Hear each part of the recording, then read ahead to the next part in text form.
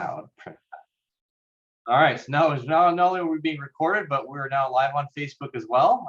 Thank you very much for everyone to show up on the April community meeting. Oh, that's cool, Shelby's. We had that set up. We had our in-person community meeting, which is a normal second Saturday of the month. A few weeks ago, it was busy last week, so we're doing it this week. Worked out for our special guests schedule as well. And we have quite a few things to talk about, kind of big items actually. We got a new police chief that has been promoted from within to be our new leader of the police department. We got a big discussion on the fire department on Tuesday, talking about, in fact, our Chief Hoffman, who was a police chief, have actually moved over to be the full-time fire department police fire chief as interim. And there's a lot of other things happening in this city right now. So without further ado, I'll do an intro here for our new police chief. Our new, like I said a minute ago, Chief Hoffman, who was both the police and fire chief, has officially retired from as a police chief and has moved over to the fire department to be their fire chief and interim. And we have promoted Joe Hoffman, and now as the chief. He's all nicely settled in. You can see all the stuff in his background, and it's there up in the, so you know when someone's settled into their office, they've got the gizmos back there. They can feel welcome. And Joe's been with us his entire life as in the police department in Redondo Beach, from 18 years old actually. So it's really cool to have someone who's been in the police department for such a long time. He's got a long history here in Redondo, a lot of great things to say about him. So without further ado, I'd like to introduce to you our new police chief, Joe Hoffman. Thank you very much, Niels. I'm happy to be here tonight. Appreciate the introduction, all the kind things that you said about me. As Neil said, I'm very, very excited to have been selected as the chief of Redondo Beach. I did start here in 1994 as a volunteer in our records unit, and went into the academy in December of that year, and have, over the course of the last 28 years, worked in just about every assignment at every rank throughout the organization, and worked my way up to this position. So I'm very, very committed to the city of Redondo Beach, and look forward to working with all the members of the department, the community, and the elected officials to developing a successful path for the future. I'm still getting settled in the office, but I was noticing with all these Zoom meetings that the bookshelf behind me was empty. So I had to find some stuff to put on it. But so hopefully it looks like I'm getting settled. But one thing you'll see, I put a few pictures of it. You can kind of see some of the pictures there. But I come from a law enforcement family. That picture in the middle right there, that's a picture of my father from his police academy graduation, right next to my academy graduation. So my father graduated from the Los Angeles Police Department Academy in 1970. And in the 90s, in the early 90s, he moved to Redondo Beach. And that was around the time I was in high school, and I decided I wanted to have a career in law enforcement. And I talked to him about law enforcement and big cities versus small cities, and asked him if he was going to do it all over again, what would he do? He said, well, if I was you, I'd be a lawyer. I said, well, that wasn't what I asked. I want to be a police officer.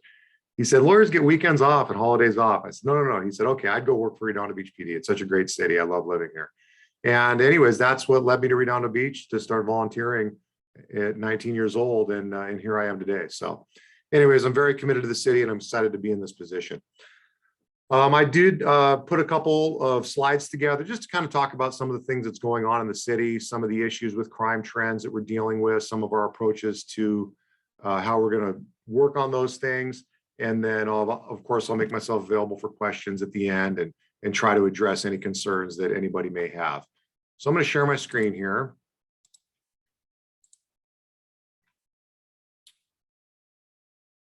All right, everybody see that okay?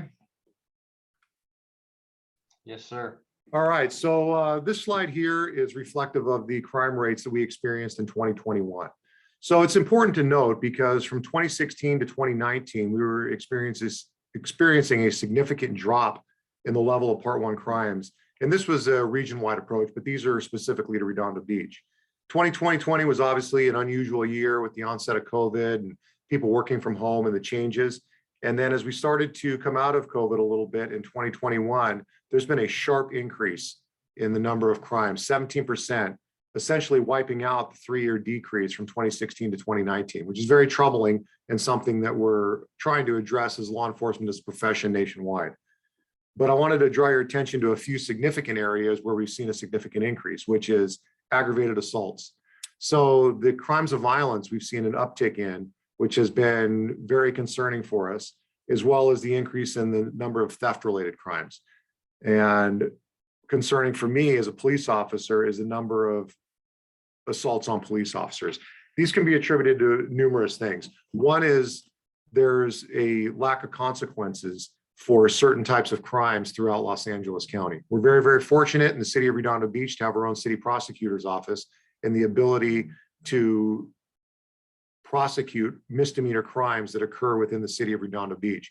Many cities in Los Angeles County rely on the district attorney for prosecutions. And I'm now a member of the Los Angeles County Police Chiefs Association, and we've collected data from the various agencies. And there's been hundreds and hundreds of cases that have not been filed, which has resulted in criminals feeling empowered and the consequences not being there for these types of issues, especially the theft-related issues, like catalytic converters, which continues to plague the city of Redondo Beach. We're actually having an etching event as we speak that goes from 4 to 7 p.m. today, where we're doing what we can to try to reduce that type of theft from occurring in the city, but it continues to be an issue that we're focusing on. And then as far as the assaults on police officers, there's been a nationwide narrative that has been concerning regarding the profession of law enforcement, which has resulted in some people causing more resisting arrest charges, which is resulting in battery against the police officer. We haven't seen too much of it in Redondo Beach, but it's definitely occurring. It's something that we're paying attention to for sure. This screen here, I realize that it's a little bit small, but I just wanted to show you this because this is one of the crime statistics sheets that I get from our crime analysis unit so that we can regularly monitor what is going on in the city. We have a multitude of resources that we employ in order to make sure that we're deploying our resources appropriately in order to provide the best level of service to the community. So even though it's small, I wanted to talk about a couple of things. The bar graph in the upper right-hand corner, the multicolored one, right there, what you'll see is that second bar down, the purple one, is 14 aggravated assaults. So this is just for last month. So there's been 14 aggravated assaults. And which, as I mentioned before, may only seem like the number 14 isn't a high number, but as far as we're concerned, that's too many. And then every single category below that is theft related. So you've got burglary and shoplifting and thefts from motor vehicles, motor vehicle theft itself. So all those other categories down there are theft related. So that's really what we're up against right now as far as our crime statistics. The second box down, which is crimes by area, that breaks down where we're actually seeing the crimes. You'll see over there the number 134. So there's 134 total incidents that fall into these categories that were included into this report that was prepared by our crime analyst. So of those crimes that fall into these categories, Nils District falls into Patrol Area 1, and there was 21 of those crimes. So it's on the lower end, with Area 2, which is where the police station is located, being at 18, and areas 3 and 4, which actually encompass council districts 3, 4, and 5. Mostly, you'll see the numbers are a little bit higher there. And then some other interesting stats about the days of the week. But as I mentioned before, the very bottom bar graph where it says crimes against, you'll see of the 134, 14 of those were crimes against a person and 120 were theft-related crimes, which is where a lot of our focus comes in from the quality of life aspect because of the theft-related issue. I pulled this off of a email that I got today because it was specific to Area 1, talking about some of the events. This isn't something that we normally distribute, but going through there was a limited amount of information. So I wanted to show some of the types of information that I'm getting on a regular weekly basis for each patrol area, talking about the types of issues that we're experiencing. And you'll see that these are all theft related. This is a weekly report. Every single crime that was from Area 1 was a theft related crime. And again, that's why we're primarily focusing on that, developing our new quality of life unit so we can identify some of these issues and hopefully see some immediate results in being able to deal with the theft related issues that are causing the highest number of crime levels in our city. So now this chart I wanted to talk about because there's been an alarming rise in the number of gun incidents that we've been experiencing. And by gun incident, I don't want somebody to think a shooting or a murder or anything like that. A gun incident for us could be an officer makes a traffic stop and recovers a firearm hidden in the vehicle during the traffic stop. But I'm sure most have heard the term ghost gun, and we're seeing an alarming rise in the number of ghost guns that are being recovered. And if you look at this chart, you'll see back in 2020, we were having very, very few gun incidents. And in 2021, we had a sharp rise that continued into the start of 2022. It's dipped a little bit, but we're still not back at the 2020 levels. And I think a lot of that is related to the ease for individuals that have a desire to acquire a firearm illegally. And then I think another big part of that, and I'll give an example in a minute, is the lack of consequences for carrying a firearm, which in most cases is a misdemeanor. There is some pending legislation out there about unserialized firearms that'll make the penalties more severe. However, I had a meeting today with chiefs from across Los Angeles County, and I was meeting with Long Beach, the chief of police of Long Beach, big city, over 500,000 residents. And we were just having casual conversation. He said, wow, we had a busy weekend. We had 2 murders. And I started, and then he talked about the number of shootings they had. And I was really taken back by the level of violence that they were experiencing. And he essentially expressed that the number of people in his city that are carrying firearms has gone up so much because there isn't much punishment associated with carrying firearms. And then these individuals get involved in an incident and then display, exhibit, and use the firearm, which they may not have had there been a more severe consequence. So they are going hand in hand. And these numbers that you're seeing here are Redondo Beach numbers. Those are firearms that we're recovering. And it's not that we're getting sent on calls involving firearms. These are traffic stops. These are officers just out there doing their job and encountering these things. It's a scary situation, and I'm fortunate that our officers are taking this so seriously and being able to make a dent in this problem. The number one issue that we get concerns and inquiries about is traffic related items, stop signs, speeding, things like that. So I just wanted to put up here some basic statistics from 2020 and 2021 about the traffic citations that we've issued. So we've issued several thousand traffic citations in 2021, and hopefully in 2022, that number will go up as we continue to expand our traffic unit and add more officers to patrol. And we're working diligently to make sure that we're enforcing violations and staying in close contact with the community through our traffic hotline. I'm going to give out that number at the end of the presentation here to make sure everybody has it so that we can conduct enforcement. I'd say probably one of the most frequent requests that I get is traffic enforcement at a specific intersection for a stop sign. And why am I not seeing enforcement at this stop sign?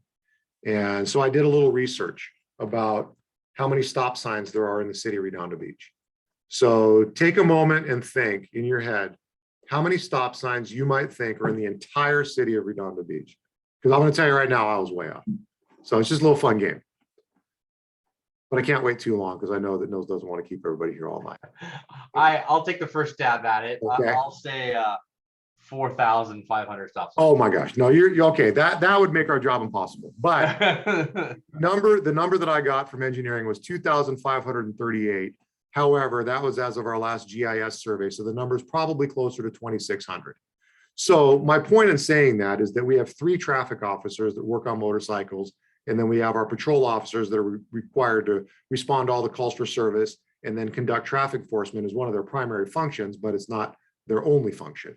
So the ability for us to conduct traffic enforcement at 2,600 stop signs is very challenging. However, we have established a traffic hotline, and when there is an issue, we do document that and we do send people out to conduct enforcement. So I encourage everyone to please, if there's an issue, and it does happen, there's stop signs in certain areas that just start to get ignored. And when the police go out and conduct some enforcement, usually compliance increases and it creates a safer environment. We want to know about those and we want to address them. So I want to talk about a couple of different software programs that we're using in the police department in order to try to identify the priorities and constantly adjust what our focus is in law enforcement. So one of the things that I like to say to people is that the police department is a customer service organization with a law enforcement focus. So it's very, very important what the residents of the city are saying as we identify our priorities and determine how to best deploy our resources. So one of the programs that we're using is called Zen City. And what this is, it's a public opinion polling software that reaches out to individuals in the community through some complicated algorithm that's way beyond my level of intelligence and asks a series of very basic questions about trust and safety. And I've adopted those as metrics that I use to evaluate every interaction that we have as a police department. I believe that every single contact that one of our department members has, and I'm not saying police officer, I'm saying department member, because it also factors into our dispatch operators, our records clerks, anybody that works, any of our 153 full-time employees in the police department, and even our part-timers as well. Every single interaction has an effect on trust and safety and the perception of trust and safety. It either has a positive effect or a negative effect, and we need to make sure that we're headed in the right direction. So what this program does is reaches out, asks specific questions related to the areas of trust and safety, and then identifies what the priorities are. I know, again, it's a little bit small, but I just wanted to give an example of the way that some of the reports are received. So these are the ones that I just received. These are the monthly reports from March, and it talks about the trust score. So if you look on the left one, under summary, trust is 77. So for the South Patrol Division, which is where District 1 is, it shows that that was up by 2 points compared to last month. So the good thing is whoever happened to be contacted and evaluated via Instagram or Facebook or the various mechanisms that this company reaches out to gain the data for this survey, whoever was contacted, they felt that they trusted the police a little bit more. Safety, unfortunately, was down a couple of points. So it's like, okay, what's going on there? Is crime up? Was there a significant event? But it allows us an opportunity to really pay particular attention and make sure that we're focusing our resources in all the right areas. And as far as the benchmarks for the citywide concerns, streets and traffic has been #1 ever since we started this program, and I don't see it changing. And I think the reason for that is that streets and traffic related issues affect everybody. A lot of people that live in Redondo Beach have never had to call the police or haven't had an interaction with the police department. But if you go drive on Pacific Coast Highway in the morning or in the evening, you're likely going to be stuck in traffic. Or if you drive down the Esplanade on the weekend and there's bicyclists down there running stop signs or pedestrians all over the place walking in front of your cars, there could be an issue there to where it's like, yeah, streets and traffic is the #1 thing. I think it's just, it affects more people. It's always at the top of our list. So we make sure that we focus on it as a priority. And then homelessness and theft related issues usually tick back and forth between #2 and 3 and usually stay pretty consistent. For March, homelessness was a little bit higher by a few percentage points and theft was right there. But that's why we've established a unit that we can constantly deal with that from multiple angles with our housing navigator that works for the city now, our homeless liaison officer, our partnership with Department of Mental Health, homeless court, housing options, and a variety of other things. It's an incredibly challenging situation that we obviously can't arrest our way out of. We have a difficult time getting individuals to accept resources in a lot of circumstances. But the most important thing to take away from tonight is that it is a primary focus. We've dedicated a lot of police department resources to it, and we are going to continue working on it until we make significant improvement there. So the last one I talked about, Zen City, was the public opinion polling software for individuals that had not actually requested services from the police department. Another product that we use is called SpiderTech, and this is actually a customer communication survey tool from individuals that have requested service. So once a call gets placed into dispatch, we've set up a process where after a certain amount of time, the software automatically reaches out to the caller and asks a certain number of questions. And it's not a lot of questions because we want to try to make sure that we get a good response rate. So it just asks, are you satisfied with the response? Are you satisfied with the response time? How would you rate the customer service? So for March of 2022, we were able to get out 1,636 messages. So that's a good amount of data that we're able to collect. And the nice thing is that almost everybody that called, 99%, were able to explain the issue to our communications operators as to why they needed the police to respond. And that's a very, very important thing because it determines who gets sent, how we assign a priority to it, and what services we're going to be able to provide. The questions, like I said, are very basic and they're just rated on a scale of 1 to 3. And 2.83, yeah, there's a little bit of room for improvement, but at least we're getting high marks and their responses there for being satisfied with the police department response. And the response time, that's a big one for us. We want to make sure that when somebody calls the police, that we're able to get there quickly. If somebody's taken the time to call the police, they're concerned enough and they need to get out there. Yeah, we have different prioritizations for the types of calls based on what's occurring, but the majority of the marks that we're getting, the callers are satisfied with the response time. And if they're not, we actually want to reach out and discuss that and provide an explanation. With an overall customer service rating of 2.83 just for the month of March.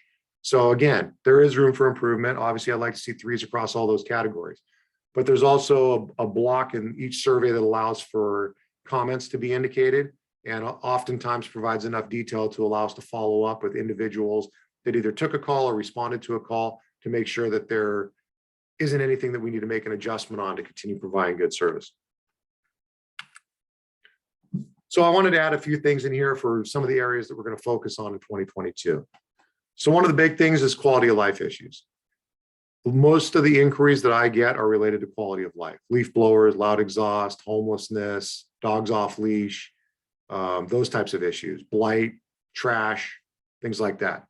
It's a concern of the community, so it's a concern of the police department. We have a full-time quality of life police officer. However, since acquiring code enforcement in the police department during one of the previous budget cycles, I've determined that there's a need to expand that unit, add additional supervision so that we can provide better service with results in a more timely manner. So we've selected a new sergeant that's going to basically be the supervisor for our quality of life unit, which is going to encompass our homeless liaison officer, the quality of life officer, and all the code enforcement personnel that we have. We currently have 2, but we're going to be seeking to expand that, possibly with another full-time and part-time personnel, so that we can make sure that we're much more responsive to all the quality of life issues that occur in the city. And we use all of the codes that are available in the municipal code with police officer experience so that we understand the capabilities of being able to enforce those in conjunction with our quality of life prosecutor in the city prosecutor's office. So the sergeant that we selected in there is a tenured member of the department with a vast amount of investigative experience, and we'll be able to step in and understand what the capabilities are of our prosecution and using the municipal code in order to improve the quality of life for everyone living here. And it's an important enough issue that we're going to dedicate a significant amount of resources to it. And I'm hopeful that in the coming fiscal year, there's going to be significant results for the city. An increase in the Pier and Harbor area. With some of the staffing challenges that we've had, there's been a decrease in the number of officers that have been assigned to the Pier and Harbor area and the staffing of our substation. So we recently have made some small improvements to the Pier substation by adding and getting the workstations up and running again.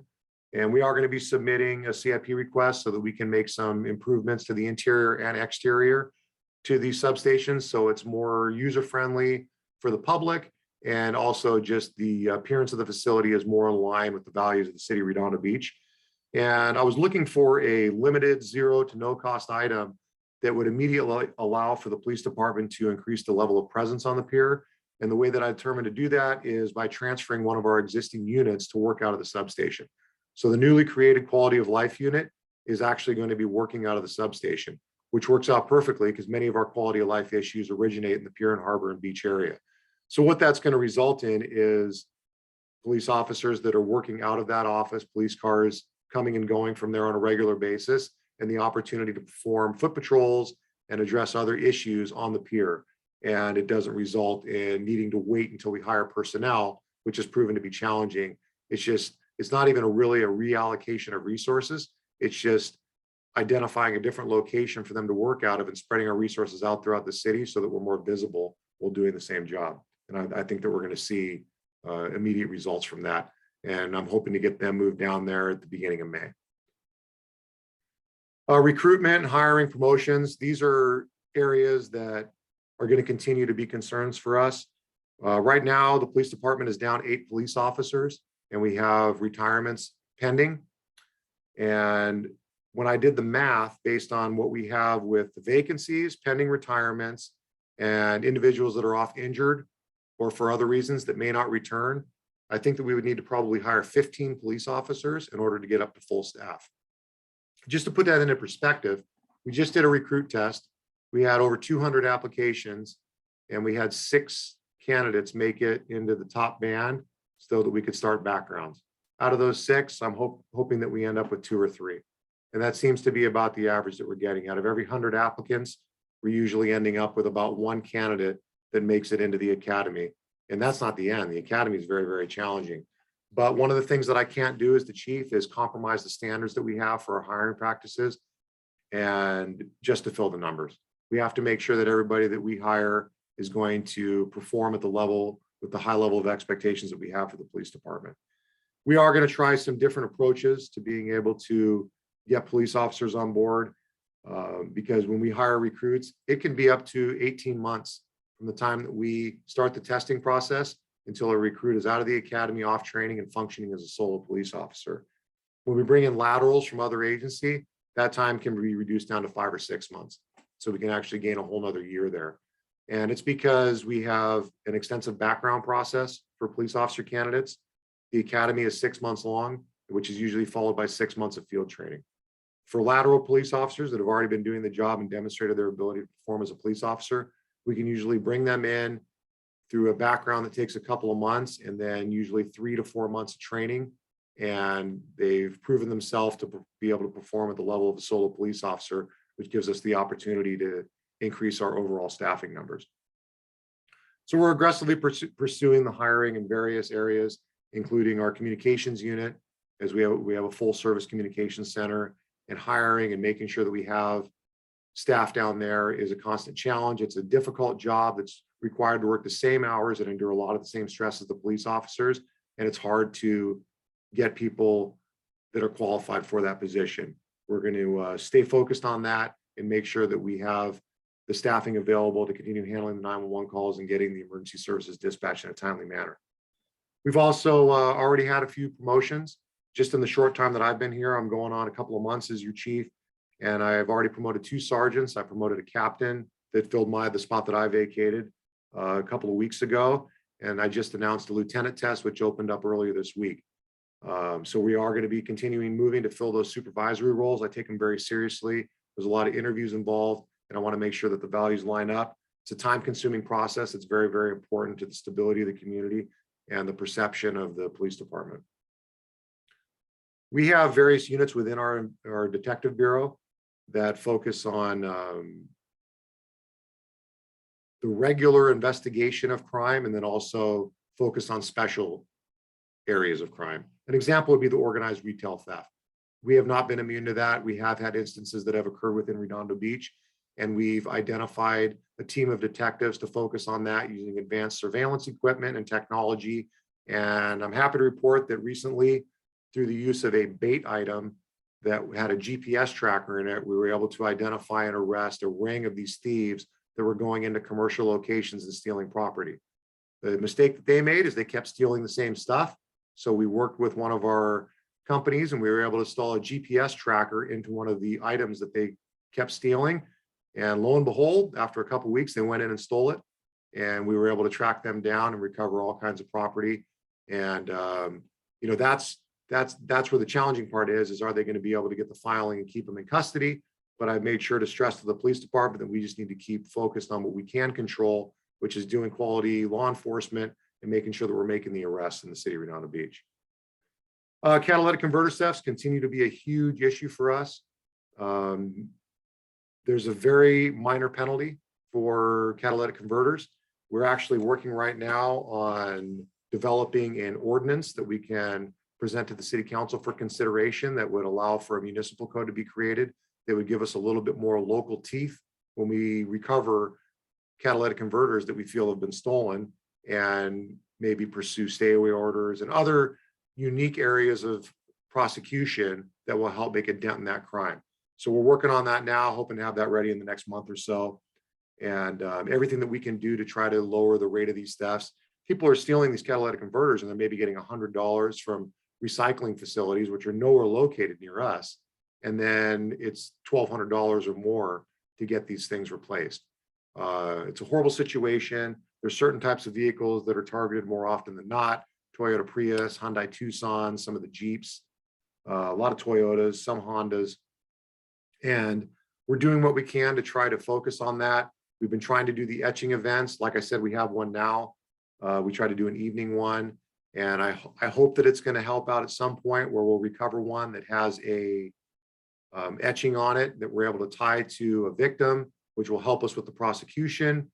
You know, unfortunately, I think once they've been removed, you're hard pressed to get somebody to reinstall one that's been removed. I think there's some legal issues with those. But if we can assist with the prosecution by having the etching events and also raising awareness about anti-theft mechanisms that are available, you know, we're going to try to do everything that we can to combat that. Event planning is a major focus for the police department. We have several significant events that occur throughout the year. Now with Beach Life having 2 events in the year, the Super Bowl 10K run, which is usually at the end of January, beginning of February, and then 4th of July. Although those 4 events are kind of quarterly and spaced apart, that requires our Special Operations Bureau to engage in planning efforts year round in order to properly plan for and staff those events in a safe manner. So I just mention it because it is a significant area for us, and we do dedicate a lot of staff time and resources into making sure that we plan those events safely. Infrastructure upgrades are something that we're going to be focusing on in 2022. I mentioned earlier that we are going to be submitting some capital improvement requests for upgrading the pier and some of areas within the police station so that we can make sure that we provide facilities that are both useful for the public and a good environment for our employees to come and work in. Community outreach is a huge thing for us. We want to make sure that we're engaging with the community in a way that the community identifies with us and we're able to humanize the badge. One of the advantages by creating the new quality of life unit and assigning a supervisor over there is I've essentially separated our community-based officers and our quality of life officers. So the quality of life officers, which I mentioned the structure of that before with the homeless liaison and with our quality of life unit and code enforcement, is going to be more focused on education and enforcement, where the community-based unit is going to be more focused on education and outreach, but doesn't necessarily have enforcement as one of their primary objectives.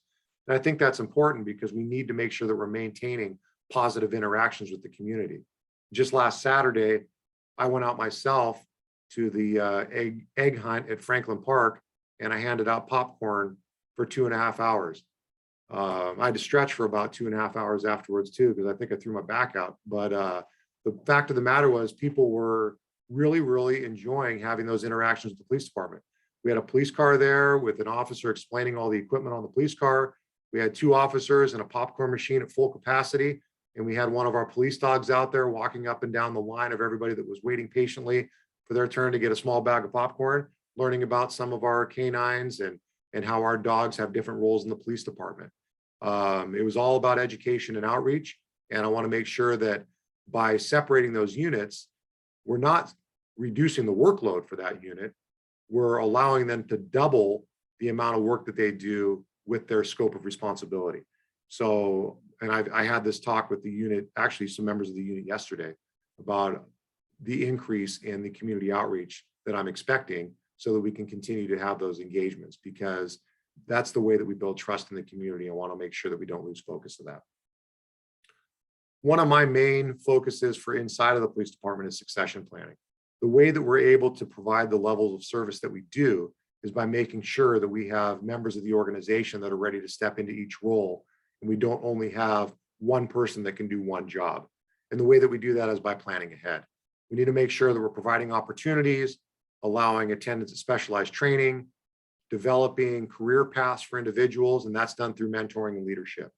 And my plan through communication with department members at all levels is to make sure that we make that a priority and establish that mentorship so that we can set a successful path for the future.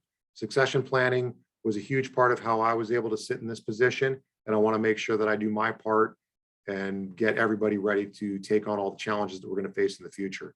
And my commitment is that I'm not going to leave this position until I can be confident that the department is set on a successful path for the future. there is some work that we need to do and some challenges that we need to face. And I'm excited to work with the community, our elected officials, all the city staff and the members of the department to accomplish that. So this last slide I put on here, I just wanted to make sure that if you need us, please reach out and give us a chance to help you with whatever the issue may be. So we have a business line. Obviously, if there's an urgent issue, call 911, of course.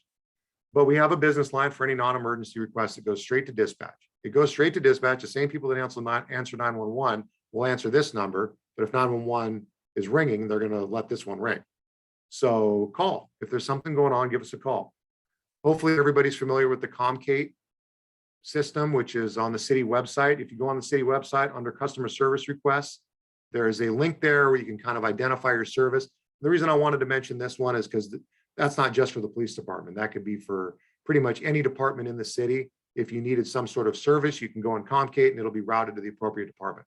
There's absolutely a police department function, but sometimes they get sent to the wrong department and we have to kind of reroute them. And there can be a slight delay before we actually respond to it. So because of that, we actually have the traffic hotline. I mentioned that earlier. And if there's a specific traffic issue that is concerning to you, then it's concerning to us. So I would ask that you please call the traffic hotline. Weekly, we take down all that information. The traffic officers share the information amongst themselves and pass it along to patrol. And we make an effort to make sure that the supervisors are aware of it so that we can provide some sort of presence and enforcement action in the areas that are identified in the traffic hotline. And then this last one here is something new that we came up with this week. So because we're creating a quality of life unit, I figured what's the best way in order to allow people to reach out and get results quickly. So we established an email, qualityoflife@redondo.org. And the nice thing about that email is it goes to everybody in the unit, because I don't want you to have to just email one officer or one sergeant or one lieutenant and hope that you get a response. Well, if they're in a training class for a week, which I'm encouraging, I wouldn't want you to have to wait for a response. And if it's not the right unit, then it goes to enough people so we can make sure it goes to the appropriate unit. So this is kind of like a pilot program, but I asked the lieutenant today and he said, we've already received inquiries on it. I was like, perfect, because we did one social media blast talking about this and that was it. And obviously it gained a little bit of traction and we're already getting a little bit of feedback. So it's good. So if you have a quality of life issue, again, give us a chance to work on it. You know, we're putting all the resources in place. We're going to be expanding code enforcement, adding supervision so we can identify priorities and take action and hopefully produce some results. So here's some basic information for you, but I also wanted to put my email on there. I try to respond. I get a lot of emails and I try to respond to all of them. And if it's not something that I can deal with directly, I try to make sure I forward it to a member of the organization that can provide you the best possible answer for whatever the question may be. But feel free to reach out to me as well if you have any questions. So that's the end of my presentation. I'll stop sharing my screen and then I am available for anybody that wants to ask me anything. Fantastic. So you gave us a really good directions to where you want to go with the department, what some of the responsibilities that you want or new directions you want to go. Quick question on some crime stuff. I know it's a hot topic that I picked up, that I know some people are going to pick up on, but recently we had a bunch of packages that were stolen at 1800 South PCH. It's a bunch of other locations that were stolen as well. What can we do as residents other than reporting if packages get stolen? So what can the city do in the future for stolen packages? That seems to be porch pirates is the new terminology for them, I guess.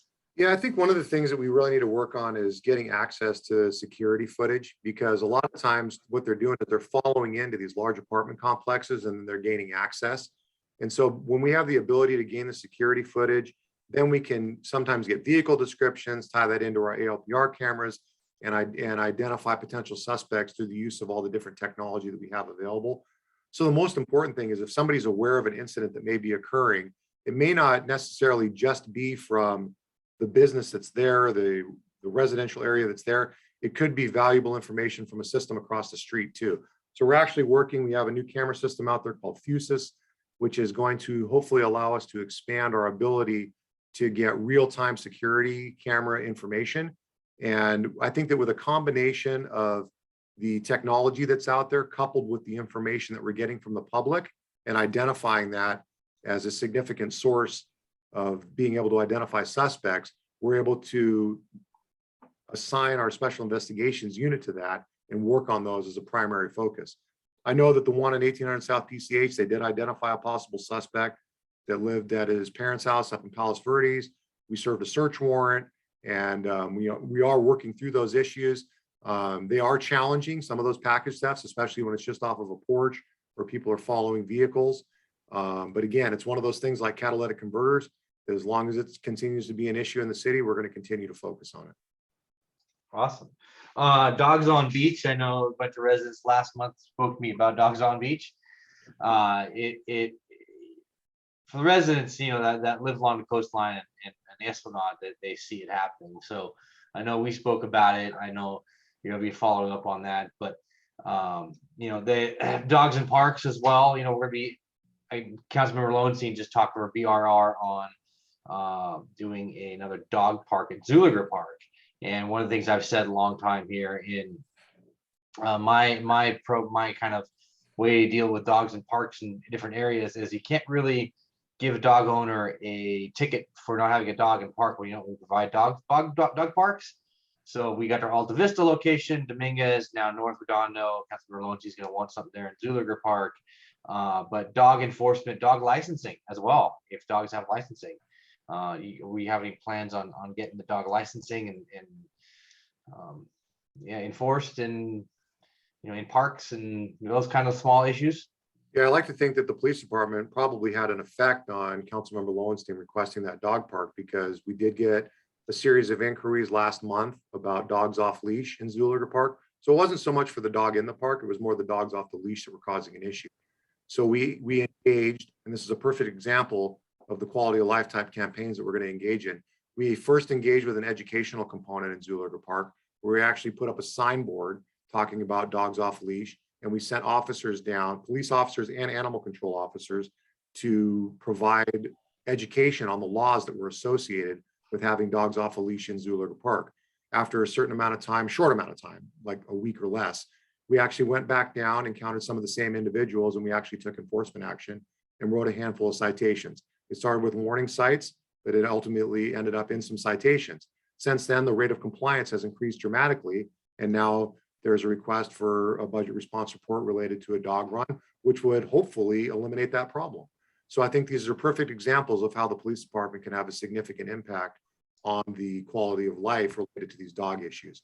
We did research the dogs on the beach and verify the sections that are going to be able to be enforced. It seems to be more of a problem during the summer months, from what I'm understanding.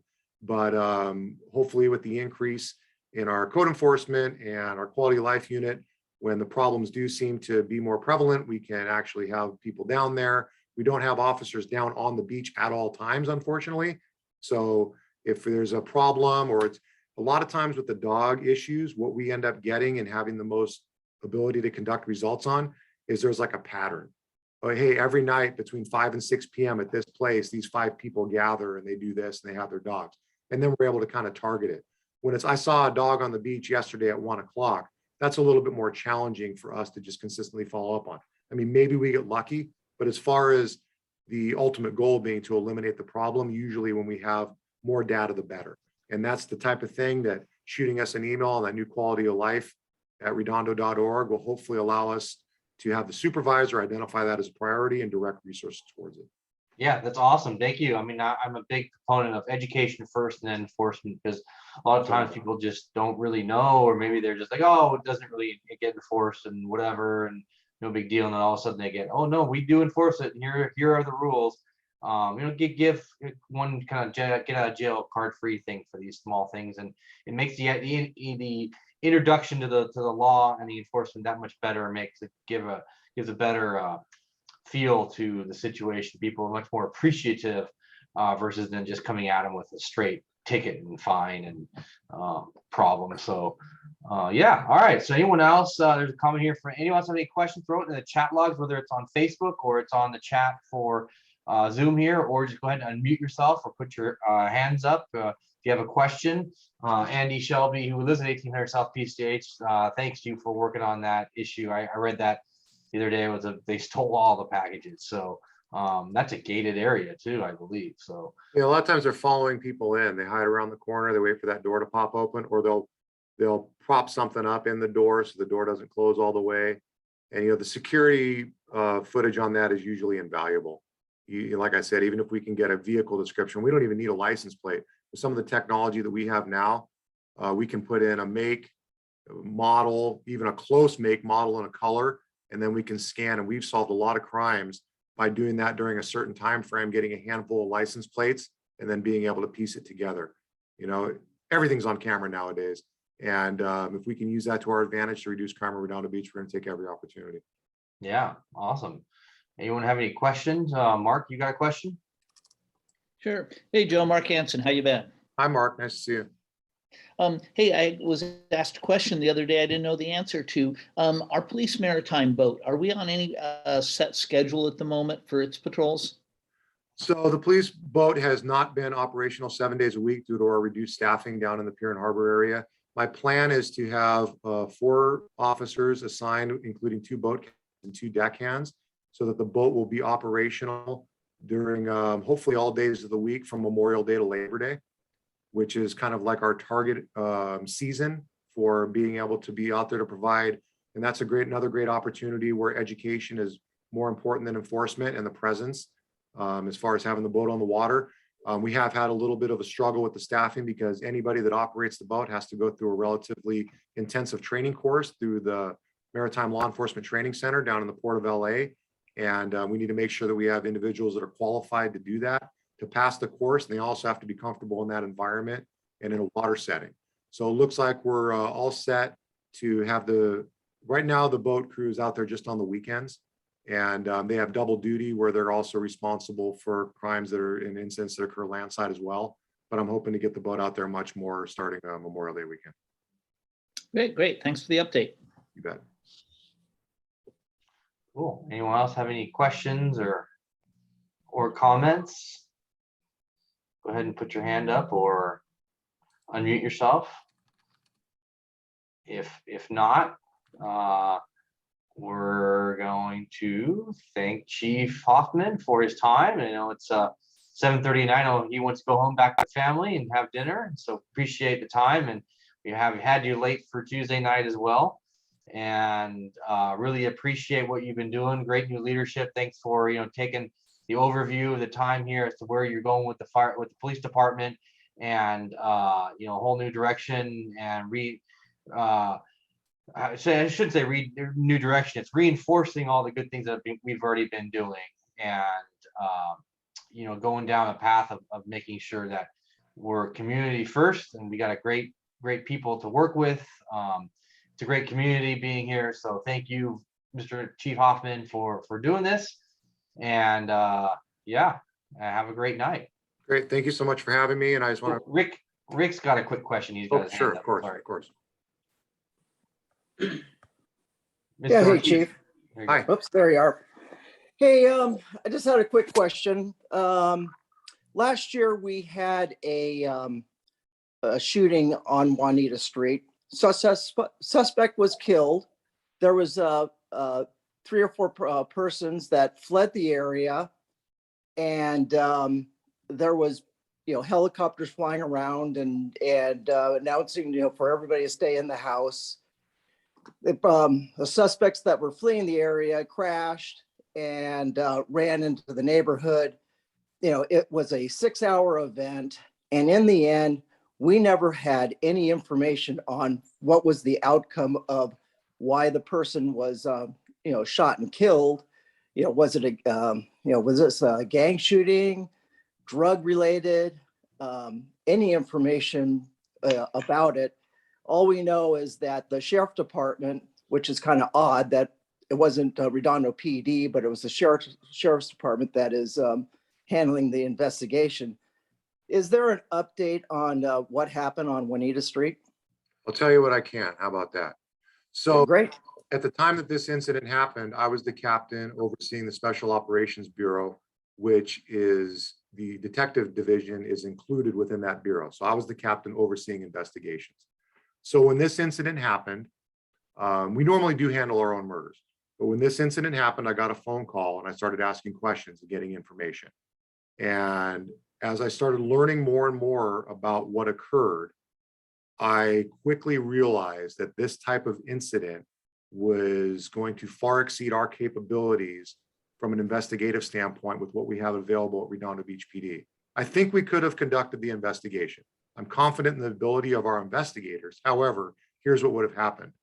The investigation was going to be so complex and span multiple states and even into Mexico that would have prevented our ability to provide service to the citizens of Redondo Beach for all of the crime reports that we get on a regular basis, and it would have degraded the level of service. So I made the decision to contact the LA County Sheriff's Department, who we use for significant crime investigations, officer-involved shootings, that type of thing, based on their county status and our mutual aid agreements, and ask them to come and conduct the investigation. And I'll tell you, I took some heat from it. I took some heat for that decision because our detectives wanted to handle that case. And to this day, I ended up meeting with every single detective and explaining my rationale.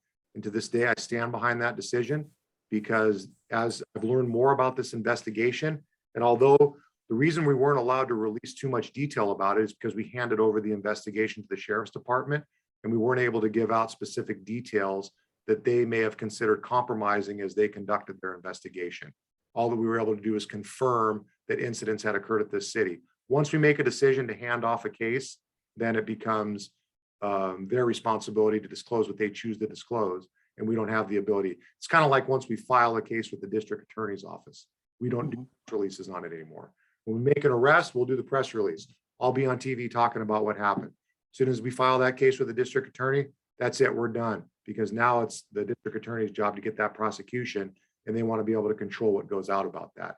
So I apologize for the lack of information, but what I would like you to know is that I took the obligation very, very seriously to make sure that the decisions that I made factored in the ongoing concern for being able to provide excellent service to the city of Redondo Beach, and knowing that this incident was going to be very, very complicated. And from what I do understand, is that it involved a complicated case involving a narcotics transaction with suspects that may likely never be brought to justice. And if that was the case, it would have been a very, very difficult case and consumed a massive amount of staff hours from the Redondo Beach Police Department that would have prevented us from working on some of these other crimes, those 134 incidents that I showed you in that previous screen. So I know I didn't give you too much detail about the actual incident, but hopefully at least puts the decision and the lack of information that was put out there in a little bit better context. All right. Hey, great. Well, hopefully that at the end there's, whenever there's a conclusion, because I know investigations, take, go on for quite a while, that there will be a release of information about the incident. I hope so. What all happened. The good thing is it was not a random event. The individuals that were injured related to this were targeted. So it wasn't just like a random home invasion or burglary or anything like that. So yeah, that's good to know. It's unfortunate that it occurred in Redondo, the reason, why it happened. But if there's ever a conclusion that we're able to share, absolutely, that'd be something that we would want the community to know about. And other than that, both my wife and I are very supportive of the police department. You guys do an excellent job. And, we see you guys out there every day providing a high level of service. And I know you guys are out there, working hard for us.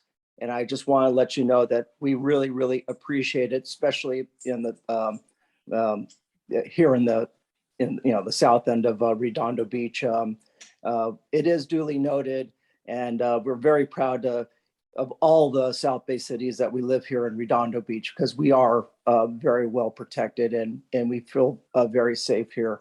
And that is the highest of importance, especially living here in LA County with all the craziness that's going around all around us in all the different cities. We just don't want to see that craziness end up here. And you guys are doing a fantastic job. Thank you. Thank you for the kind words. Well, thank you, Chief Hoffman. If no one else has any more questions or comments, we'll let you go and enjoy your evening and have the night off. Thank you. Great. Thank you very much for having me. It was a pleasure meeting and speaking with everyone. Please feel free to reach out if there's ever anything I can do for you. Everybody have a great night. Thank you, sir. All right. That brings us to our next item. This is going to be the, let's see here. County fixing Redondo Beach Cities fire. So fire assessment. So this last week we had a council meeting. 2 items on the agenda were about the Redondo Beach Fire Department and a brief overview of the fire department. If you don't know, it's roughly 56 sworn personnel. We have 3 fire stations, one on Catalina and Pearl, Broadway and Pearl, and one up on Grant Avenue up in North Redondo, one in the harbor, which consists for the harbor patrol, the boat in the harbor. That's the primary function, primary and only real function is the harbor. And it's, we've talked about a lot these last couple of years. There's been a lot of things happening in the fire department, and we had our chief retire on February 28th of last year. And then we did an assessment of the fire department, and we show you the assessment here. It's 90 pages. Let's see, let me share my screen here. This is a 94-page assessment of the fire department, plus a whole cadre of backup information, such as appendices, I should say, excuse me, of what is a call, what types of calls we get, what do you call it here? I'm sorry, I'm blanking on some of these terminology here. It's been a long day. MOU, so memorandum of understanding between the labor group and the city of Redondo. So what we can and can't do, rules and regulations on emergency management. So basically it's to sum up the entire study here. It has asked multiple stakeholders, from elected officials, every single person in the department, members of the community, members of the commissions, about what they feel is the fire department and how the fire department's doing, and where the fire department has been going, has come from, and where it's going, and what it's like to work in Redondo Beach Fire Department. And I think the best way to describe it is, we've had a fire department these last 6, 7, 8 years that has gone from a status quo fire department to a fire department that's languishing and looking for direction. I think that's the best way to put it. A couple of years ago, we've had a whole discussion on whether or not we should go fire department. We got to the first phase.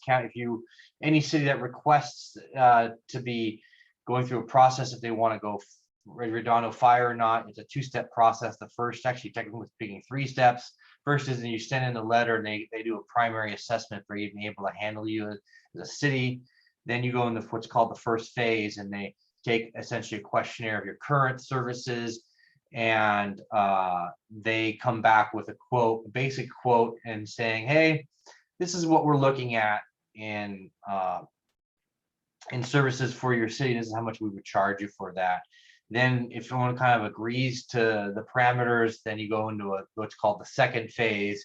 And that's where you go in the negotiations, and you say, we, rather than paying $100 an hour per firefighter, we'll pay $90 an hour for the firefighter, but we won't get this, or we want 5 paramedics on every single day instead of 4 paramedics.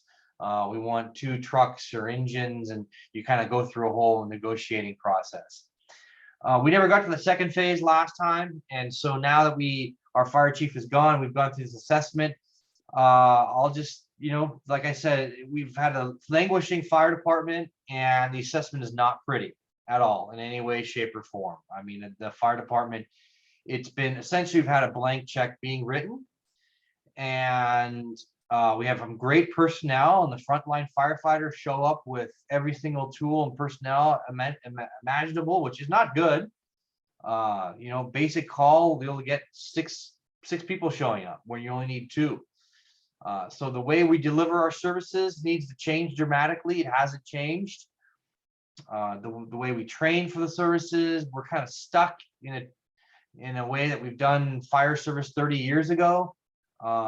And what's interesting about this assessment is our police chief, Chief Hoffman, acted as both the fire and police chief, and he did this assessment. So his lens, his questions came from a perspective of a police chief. And he hired a gentleman by the name of Joe Castro, who was in second command of the LA City Fire Department. A very well respected gentleman in the fire service, understands fire management, fire services, understands how to run a fire department, understands what it takes to extinguish a fire of many various different types, and when a disaster shows up, what kind of resources do you show up with. It sounds simple, but it's actually a lot more complicated than you think. If you have a fire, a building fire, what kind of resources do you send? If you have a major incident, what kind of resources do you send? And you got to be able to manage those resources. You got to be able to manage what resources you send, because it's a puzzle. It's a real-time puzzle, right? So long story short, it's basically we have four options that come out of this fires assessment. First option is do nothing, continue doing the way we've been doing business, which is something that no one is saying we should be doing. Second option is we implement all the changes that the assessment is saying that we should implement, a lot of which we've already started to implement, but they're not easy. It they're going to be structural changes in the MOU, like I was saying earlier, in dependencies.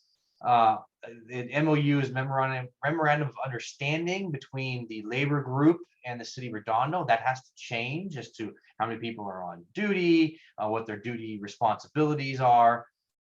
There's responsibilities, what qualifies as a paramedic unit. That has to be taken into effect.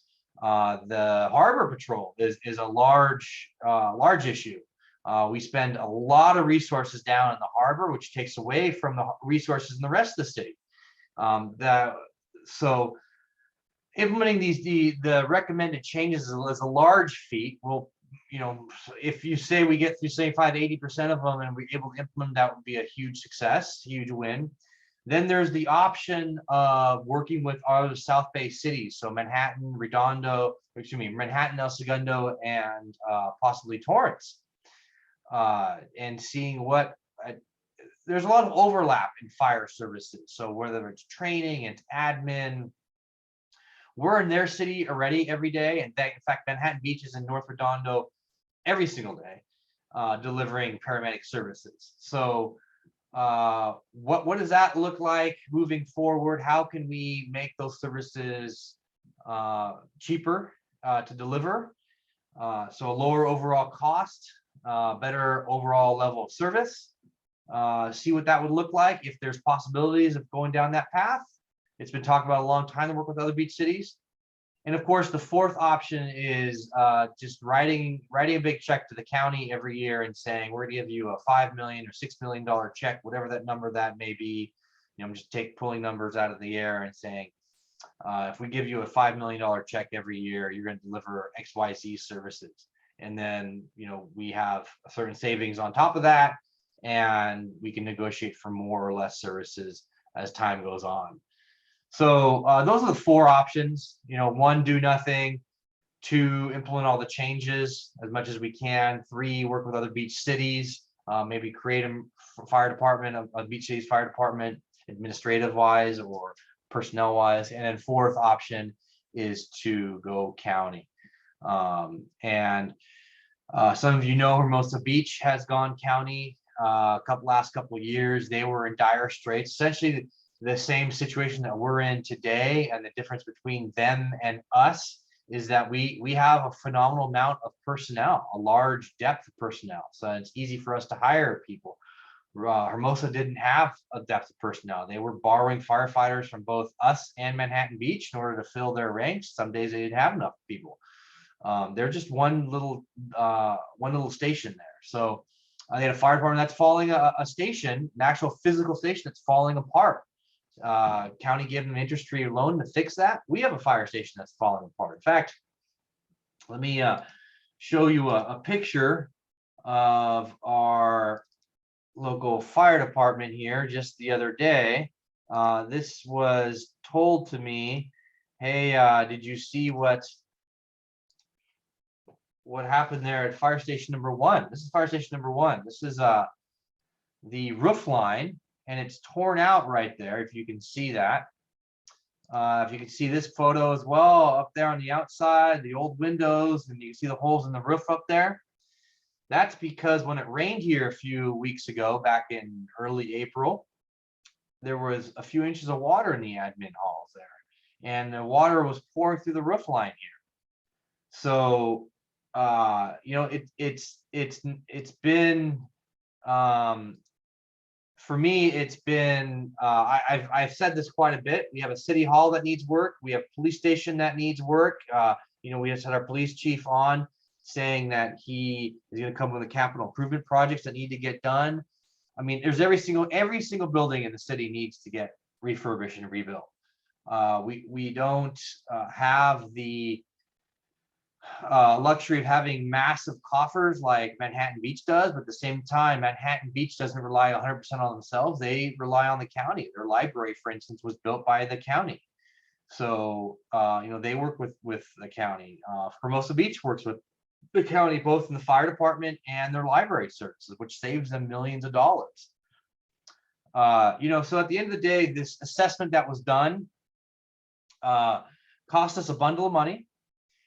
And it was, the direction was given by council to do this assessment. They hired Joe Castro, but they decided what they wanted to study. And when I say they, I mean the executive level staff in the city of Redondo. So at the time would be Joe Hefkin, the city manager, and then the interim fire chief, and I would presume Mike Wazansky, the assistant city manager at the time. And there's a lot of things, in my opinion, that they left out. For instance, the infrastructure of the city, of the fire stations, what needs to get done, how much that would cost. They're always quick to point out, well, all the infrastructure in the city needs to get pointed out. But I would always simply say, you know, these buildings are all going to get, whether it's the fire department building on its own or it's City Hall, there's a cost to it all, and there's only so much of a budget pie that we can deal with. So we need to look at this strategically over a multi-year period.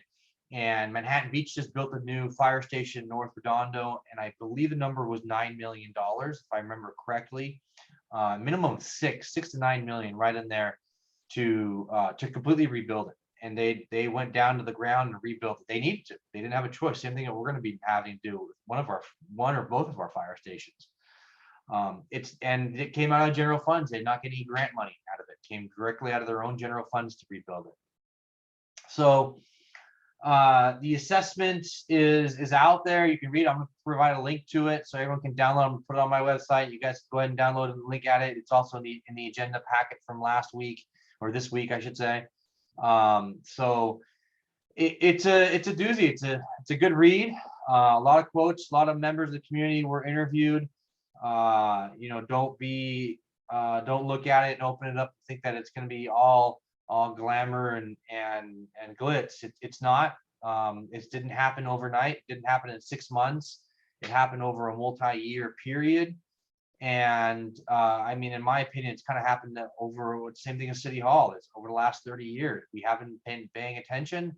The right people at the helm haven't been there to point us in the right direction, to make sure we're doing the right things.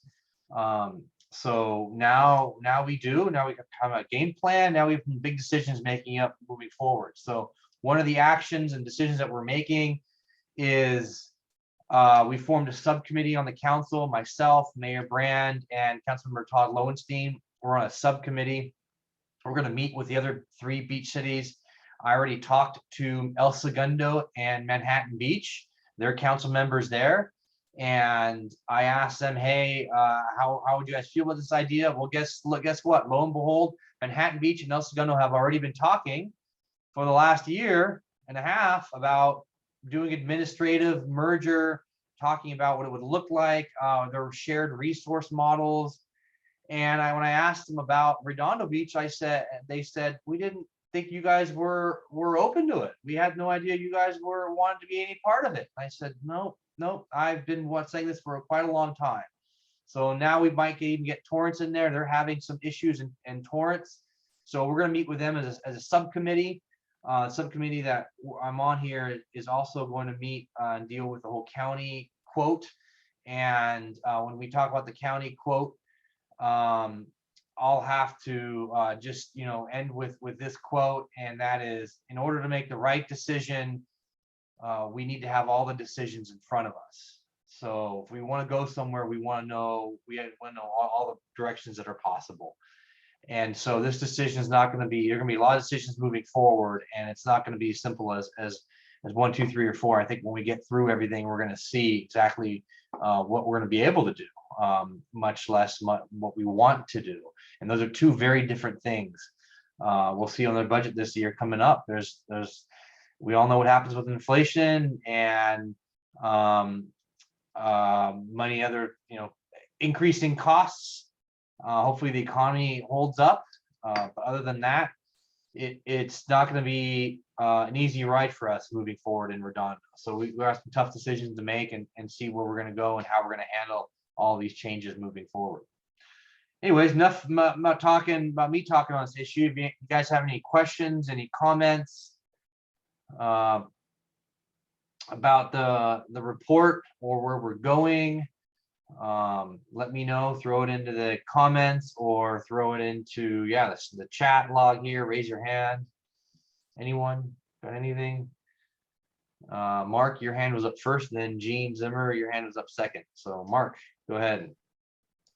Beat you, Gene. I'll just, of course, touch on the Harbor Patrol discussion. We had, I think I counted around 10 folks from the boating leadership on the call, and of those, a half a dozen of them wrote, formal recommendations. 2 of those were 2-page documents, really getting into the details. So a lot of interest in this from the boating community. The 2 giant takeaways that I got as I reviewed all those.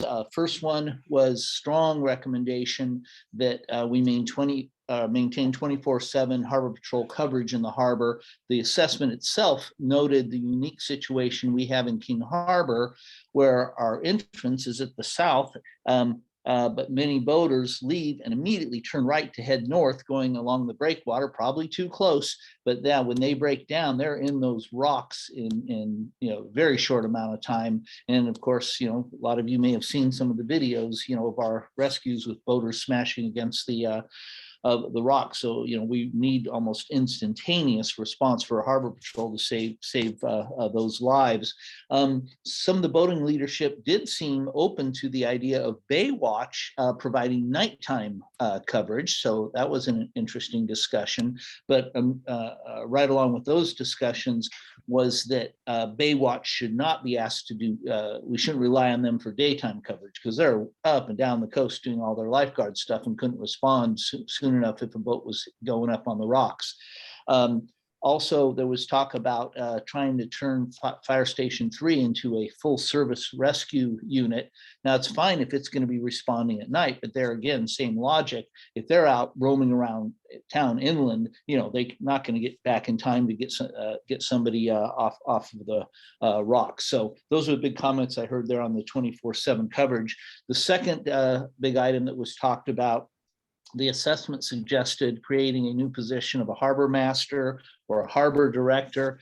And boy, that was met with a lot of enthusiasm. The boating community for decades has been saying this.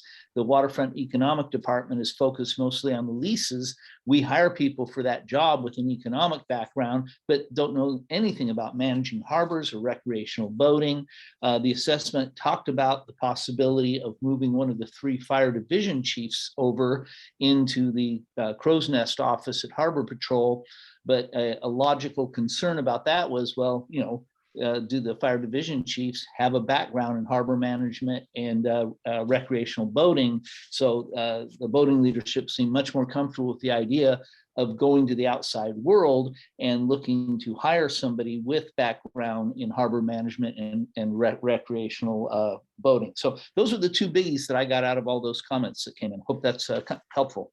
Yeah, thank you. You know, I by no means am I a fan of keeping our harbor patrol the way we do business down there. We spend a lot of money and a lot of resources down in the harbor. And if you look at their call volumes, it's nowhere near the level that I think you could rationally say we want to do that, when in fact you look at the call volume inland for paramedic calls for service and fire calls for service, it's way higher. We spend a lot less per dollar per call. So for me, that's a huge opportunity to work with lifeguards down there. They have a great relationship to begin with right now. You know, just so everyone knows, the lifeguards are the only non-federal agency on federal land in the entire United States down in San Pedro on Terminal Island. What does that mean? That means they're the only non-federal agency in the entire United States that have a trailer, or actually an office on federal land on a federal location in the entire United States. And that's because they work together. After 9/11 happened, Coast Guard called up lifeguards and said, hey, we now need to secure our ocean and we need your help. And so they came and made an agreement. Lifeguards work there. They didn't have a location somewhere in the harbor before. Now they do. They have a great relationship. And I want to see something like that happen moving forward, where we lean on them more and us on them and them on us, because it's a great relationship we already have down in the harbor as well. We also have the police department. We also have Fish and Game that's down there. So there's a lot of opportunity for other departments and reduce our costs, and give a better overall level of service. So, and you know what, and the assessment correctly pointed out, well over 90% of our calls, like 97% of our calls or 80% of our calls are paramedic calls. So of the remaining 10%, you know, of the fire calls, that's where everything's going on the paramedic side of everything. So we really got to change the way we're delivering our services. I attended a great seminar a few weeks ago about how Beverly Hills and Culver City are changing their paramedic services. Beverly Hills are sending out 2 EMTs with every paramedic, so it's a different vehicle. And as soon as the paramedics show up, they can say, okay, this is a BLS, which is a basic life service call, or an ALS, an advanced life service call. And then the paramedics can just leave. And then the EMT stay behind, deal with the issue, and paramedics are off to go back and deal with the next call. Or they take just one paramedic and one EMT out to the hospital, so both paramedics are not tied up. So they can go on to the paramedics can go on to the next call as well. Culver City does something different. They have nurse practitioners showing up with calls, and then nurse practitioners show up afterwards a few days later. And what they're able to do is show these nurse practitioners showing up to residences a few days after a call happens, is they reduce the call volume to certain residences and certain people, because certain people tend to, in certain situations, have a lot of calls for service, paramedic calls, life service calls. So when you have a nurse practitioner, they can go out there and preemptively go out there to prevent a paramedic call for service. So different ways to deliver medical services. Different cities are doing different things. I think some we have to look at as well, and that's very important for us. So Jean, you've got your hand up. Oh, my turn now after you guys talked forever? Okay. Yeah. I think that's what I was going to ask. No, I'm kidding. Just a question that came to my mind with regard to police and fire. Is there any requirement that police officers or fire department employees have to reside in the city, or no? No, absolutely not. The only people that have the requirement to reside in the city, who work for the city, actually city works for them, are the elected officials. So any elected official has to live in the city, and specifically each council member has to live in each respective council member seat. And then one other thing, you were talking about places that have a lot of paramedic response calls. I remember before Kensington went in, that was one of the issues that concern. Has there been any study, or do you know anything about the numbers of the amount of calls going to Kensington? Is that like a huge amount or anything? No, that is a fantastic question, Gene. That was not studied in the assessment.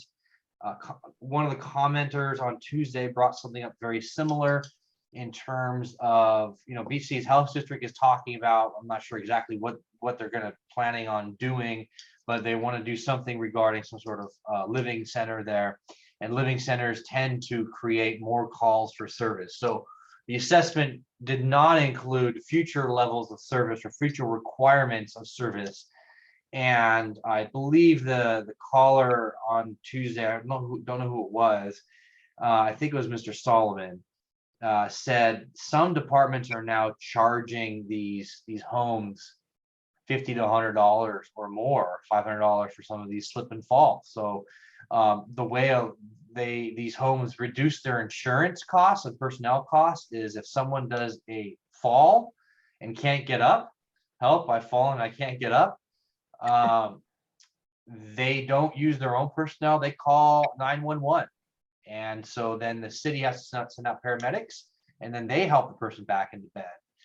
And that's a cost on us, right? We got to run the equipment, time. There's a lot of paperwork that has to happen. So their caller talked about charging beach cities, or not, I shouldn't say beach city, I said these homes like Kensington for those services. I'd be all in favor of that, because we're not here to subsidize businesses and their the way they do business. So at Long Beach, it's a big deal when they have a lot of these rest homes. Thank you. Any other questions, Gene, on that? No, I'm good. Thanks. Okay. How many BLS calls are for vagrants? I don't know a lot, though. We do get quite a few. Not when I say a lot, I mean, I don't want to say, a majority or similar, but it's, I was working the beach the other day as down here in Redondo, and I had to call for police service. Actually, didn't require medical service, but required police service. It's a lot. It's why we're proactively dealing with our homeless situation and creating have created the pallet shelter program, because that reduces your call service at the back end. So you get them off the streets, you do proactive service, the same thing that Culver City does with their nurse practitioners. When you engage proactively, you can reduce your calls for service. Mr. Benning here has a question of, why don't you remove yourself from the vote since you work for LA County Fire Department? Yes, I work for LA County Fire Department as a lifeguard down here on the beaches, and absolutely not, Benning. There's no conflict of interest. It's absolutely ridiculous. I'm not a firefighter. I can't work any of these shifts. That's where it comes down to. If I were a firefighter and I was eligible to work here in Redondo, then it could possibly be considered a conflict, but this is not. I am, in fact, one of the best, probably most educated on the council when it comes to the fire department and county, going county fire or not county fire, because I know what I know how these departments work, and I understand the philosophy and thinking behind what's going on, and it's why I'm on the subcommittee moving forward, working with the beach cities to talk about what kind of shared services we can have between us beach cities, because there's a lot of overlap in us beach cities, and we pay a huge premium for our fire department here at Redondo Beach. In fact, we're paying more today than ever before for our fire department, yet we're getting the least amount of services that we've ever have gotten before. So that's something we need to think about. We need to turn that around. We need to spend less on our fire department and get a better level of service and more services. And so we need to figure out how to deliver those services better. So yeah, hopefully the state and county policies, that's going to change. We can reduce hopefully the homeless situation you know, that's homelessness is a regional issue. And I think we're doing our part to prevent that from happening. You know, we're on it left, right, and center for the homelessness situation. So, any other questions on the fire department? Go ahead and say it or raise your hand, or I'll check chats here for you guys. Let's contract LA County Fire. No, well, let's see what's out there first. When we look at, like I said earlier, I want to be able to, I want to make the right decision moving forward. We're gonna have all the decisions in front of us. We need to be able to see proper assessment of what we're doing. So, yeah, so let's see here. So if nobody got any other questions, we'll move on to the next thing. We're getting our first community garden here. I'm not going to spend too much time on this, but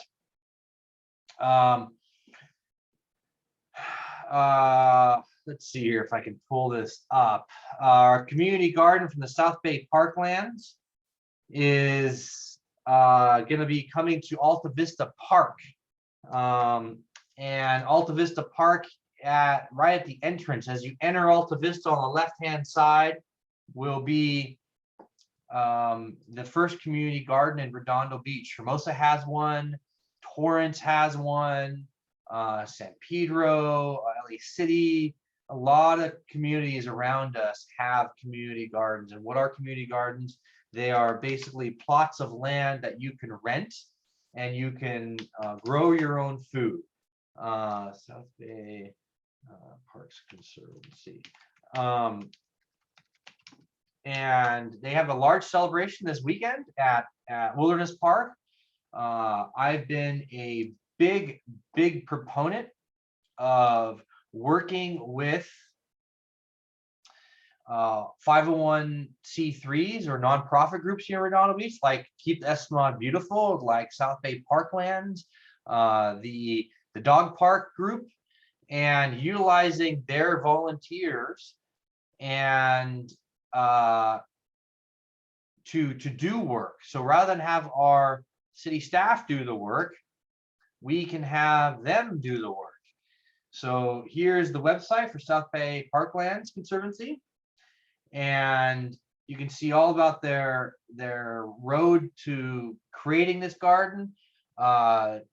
Quick overview, a gal named Brianna contacted me in July of 2020, and I saw at the same time somebody had their own garden on Pearl Street in the Parkway, and it created a little bit of interest by people to see what was going on. So I invited her over, as well as South Bay Parklands representatives, and we sat down in my backyard. We talked about the community benefits, it would be possible, and see what it would look like. That's how I pointed out Hermosa Beach, Torrance having a community garden, and that kind of started them on their way. We gave them $35,000 of seed money, and now the total cost will be around $55,000 to build the community garden.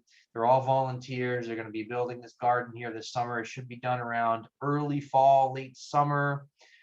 They've got to install a water meter. They've got to do some ADA requirements to get to the community garden.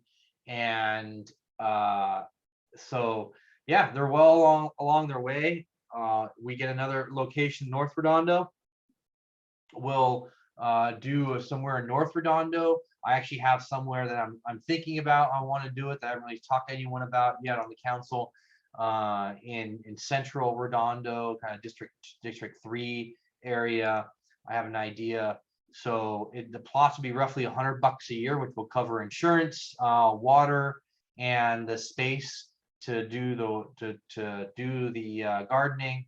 You'll have a maximum of 2 years to have this plot, and then there'll be around 25 spots, I think, 26 spots, I want to say. It'll have educational events as well at this location. So yeah, exciting stuff. They do a lot of stuff here. The South Bay Parklands has a large event this weekend at Wilderness Park. Again, we've given them money.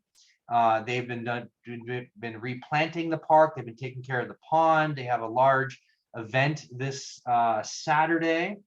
In fact, if I bring it up here, maybe if I can bring it up and I will have, let's see here. I think, ooh, not sure. Oh, you know what's on Facebook? I think I saw it. Someone said on, I think it was the group itself had a large weekend of activities. I'll just say I don't have it here in front of me, but they have from 2 o'clock on. They have a camp. You can camp there at Wilderness Park. So if you want to get your camping gear out, you can camp at Wilderness Park for the night. They have a dinner set up. They've got a couple of awards and speeches, and they've got some activities on Sunday as well. So from Saturday to Sunday, it'll be kind of cool. So if you want to camp in Redondo Beach, legally camping, not just urban camping, you can do that on Saturday night with the South Bay Parklands group.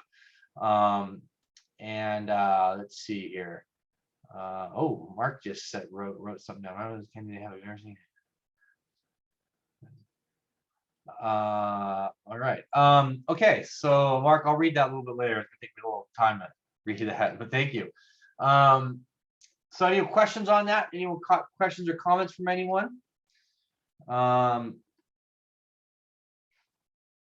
ahead and ask if you do. If you don't, next one, Riviera Village pedestrian traffic safety enhancements. So I am been pushing for this for quite a number of years. Let me get to this item here on the agenda. It was item N3, I believe it was. Yeah, and item N3, here it is. So I'll go over this, do a screen share here.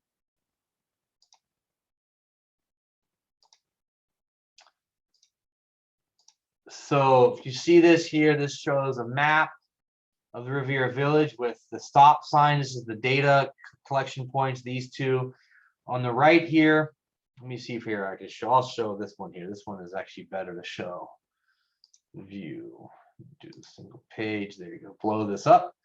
All right, so this here, you can do some writing on here. Exciting. All right, so Avenida del Norte, this is Trader Joe's right here. TJ's. Right there, TJ's. So if everyone knows where we're at. Avenida del Norte right here, this is the Starbucks up here. Everyone knows that this is the street pedestrian pandemonium. And everyone just kind of parks over here on this side in this triangle parking lot. And then they cross the street right here. You gotta look both ways. And this, I've been pushing this for a number of years, and the biggest response I keep getting from city staff has been, well, it's uncontrolled, but we can't do this, we can't do that. And finally, I kind of brought them in and I said, well, we got to do something right here. And they came up with an idea for a speed table. A speed table is a large area where pedestrians can cross. It's about 6 to 8 inches in height. It's about 10 feet across. And the idea here is to collect the pedestrians that come along the sidewalks here and mark this area. So then they go and cross on this speed cushion right here, speed table right here. The next thing that we're going to do is, instead of having this go both ways, this is going to be one way only. So traffic will only go this way. That way, pedestrians only have to look one way. If they look both ways, that's great. If they forget to look if they happen to only look one way and they forget how to look the other way, well, hopefully that one way was only one direction. So you don't have cars coming at you in both directions. And what this will do is ability to give us a few more parking spots, because we can do some angled parking. This will slow the traffic down significantly. And it will allow us also, by putting in a stop sign right here and right here, this three-way stop control, this intersection here, it's really going to make this more pedestrian oriented, pedestrian safer. So if any of you guys have crossed this, I'm sure we've all crossed this watching this. We all know about when you park there in that parking lot, there's cars going back and forth in every single direction. Any questions on that? Any comments on doing this a one-way street? Next up, we've got, can't really see it here. Oh, here. So on this map, we've got Catalina here that's being proposed. A lot of people have talked about making Catalina one way or entirely shutting Catalina off to traffic. Well, that's a bad idea. And the reason why that's a bad idea is because the traffic will go to all the side streets. So Avenue I, let me see here, I get my better text draw. You'll see Avenue I, traffic will come off of Catalina and will go down Avenue I and on the Esplanade, or they'll come from Vista Del Mar right here, and Camino de la Costa will be impacted. The parking lot right here, they'll have to just go straight off over here this way, or up here up that way. But if you block off this entire street right here, you'll get more traffic on Avenue I, more traffic on the Esplanade, and you'll end up turning off this whole area into kind of a dead zone, because this street will be cut off as well up in here. So this whole area, Catalina up to here, this point, and Via El Prado, half of that would all be cut off. That would be really bad. This will be a dead end right here as well. So this will be really bad for the businesses down there. One of the reasons why the outdoor dining is so popular is because we have allowed the vehicles to continue to drive through. We did not cut everything off, and people can sit outside and they can drive. People can drive through in their cars slowly, and they can kind of see what's going on. It gives the community a real community feel.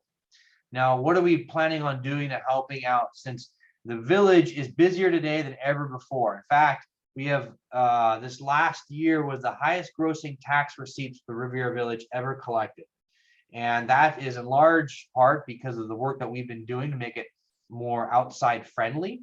So, and because of that, we've had a lot more patrons down there, right?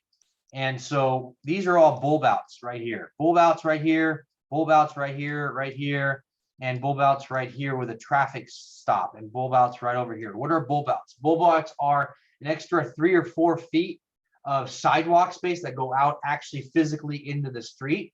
And so you create bulb outs on either side of the street, so you reduce the amount of path of travel, walk travel, that the pedestrian needs to walk, so they can actually walk out into the street on a walk path, or kind of a sidewalk, an extended sidewalk, and so they feel safer. Also, the cars that drive through see these bulb outs and they have to take a wider turn. They have to slow down more.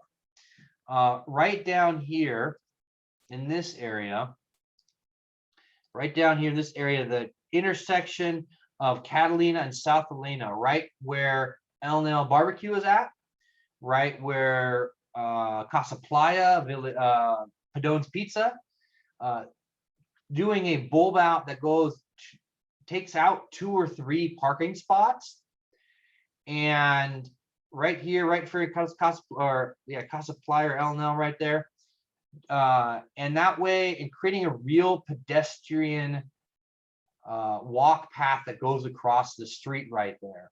If anyone notices that intersection is very wide. It's built for cars and cars only. It's not built for people, much less people walking across it. So that design is happening right now. It's basically done, and we've allocated $50,000 towards this whole project. It'll cost roughly $300,000 between the stop signs, the painting, the bulb outs, the one-way street, and of course I can't forget here on Avenue I, right up here on Avenue I, there's a lighted crosswalk, so a flashing lighted crosswalk. So flashers in the ground and flashers on the side, actually just actually not the ones in the ground, those, they don't do those anymore, just on the side. So when somebody wants to cross, when you're driving down Avenue I, you'll be able to see that someone has hit the button, and makes it just glaringly obvious that someone wants to cross the street. I've told our traffic people that I'm not a big fan of stop signs, because as our police chief just came through and said, when you have more stop signs, you have to enforce it all, and you have more stop signs, people just roll through stops. We only have 2 new stop signs right here on Avenida del Norte, and that is because we have the one way. So it makes it much easier now to create an enforce, or create a forced situation where people comply with the stop signs. They're going to have to end up stopping anyways if you do a one-way there, because if you're going eastbound on Avenida del Norte, you're going to have to come to a stop to do your right-hand turn, and we don't want people flying through on Avenida del Norte going straight through. So putting a stop sign there just makes sense. So a lot of big changes happening there. Some of it is already funded from last year. So we'll get some of this stuff moving forward sooner than later. I've been waiting for a long time, pushing really hard for this. We'll get the rest of the funding at this budget cycle, and then hopefully making the village that much safer. So anyone have any more questions on that, or have any questions, I should say, on this?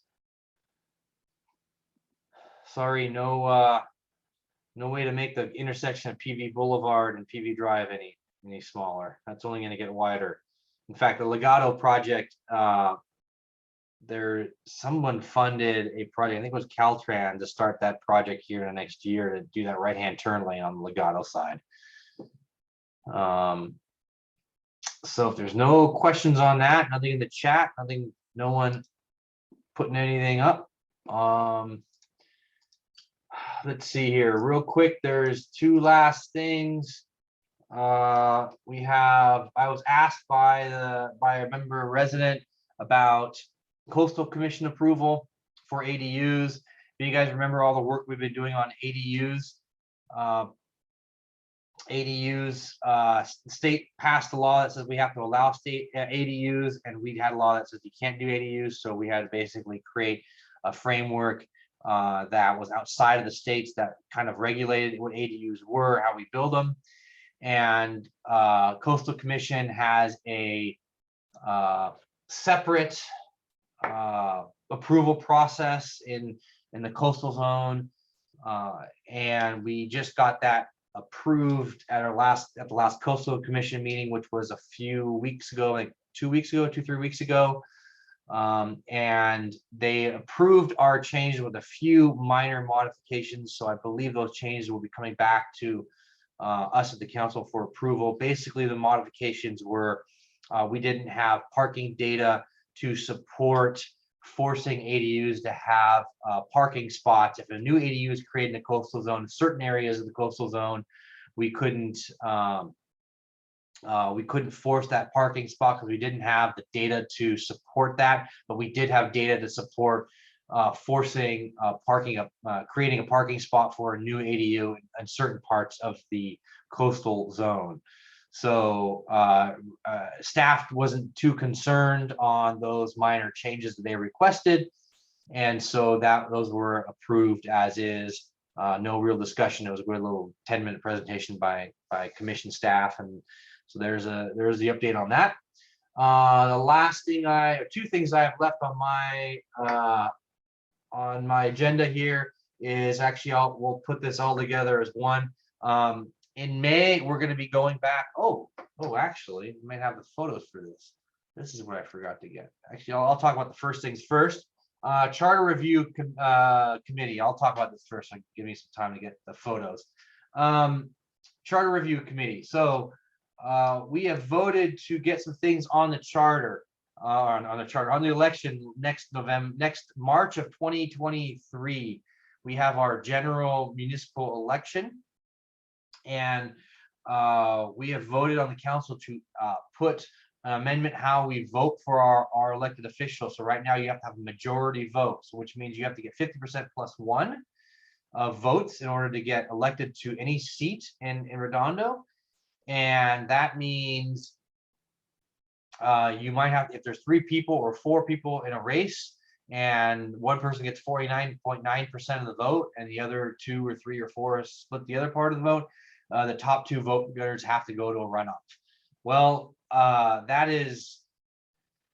it's an old way of doing business. There's been an updated way. There's different methodologies now. New York just went through ranked choice voting. You rank your members, your people that you feel are best. That way you only have to go through 1 round of voting. You get more participants of people being able to vote, or being able to put themselves on the ballot and have a greater likelihood of being voted in. It's said to create a more positive voting situation. So that's going to be on the ballot next March. And along with that is we create something called a charter commission. So a charter commission is, we are a charter city.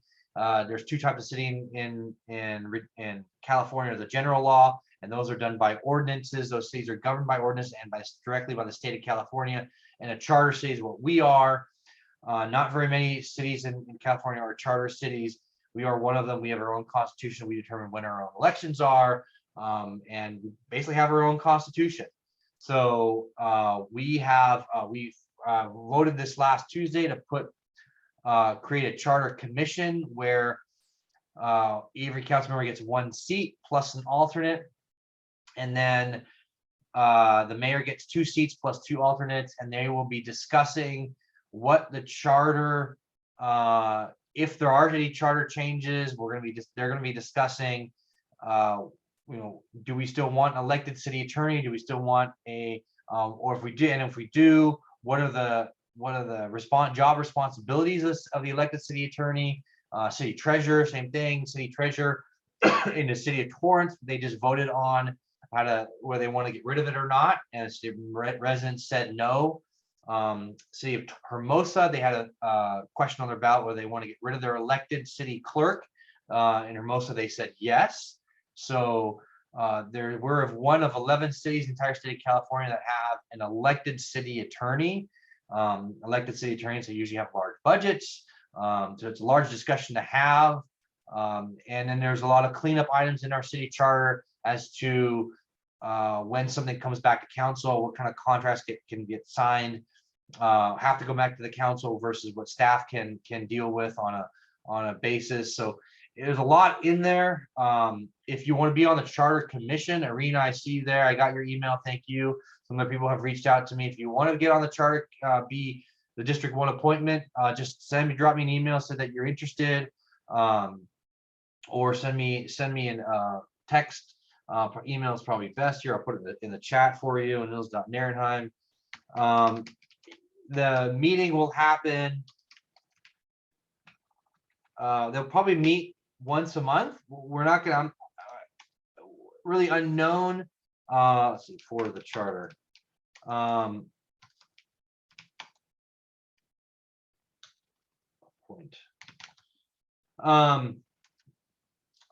We don't know, when we finally get the appointments all settled and what they will kind of figure out what they will want to do in terms of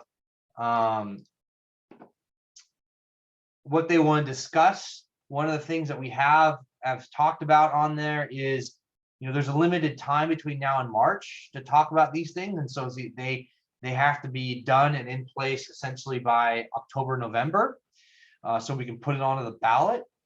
And then there's certain things that have to be done at a general election or primary election, meaning at a statewide general or statewide primary election. So that's a different format. So I suspect there's going to be a lot of different things coming out of this ballot measures in terms of what we want to do, go for a vote to the residents, and it's going to be really important. So if you're interested, go ahead and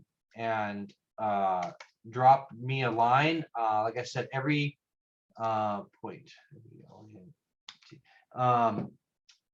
every city council member gets 1 choice, and the mayor gets 2, and then of course there is the alternate.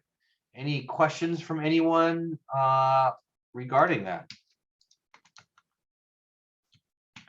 And then if there's not, I'll have See if I can get some of these photos downloaded. I don't think I can get these photos in time. But the last thing on my agenda here is, yeah, I don't have these photos here with me. This is one thing I forgot. The city council chambers, City Hall. Let me see if I can find them real quick.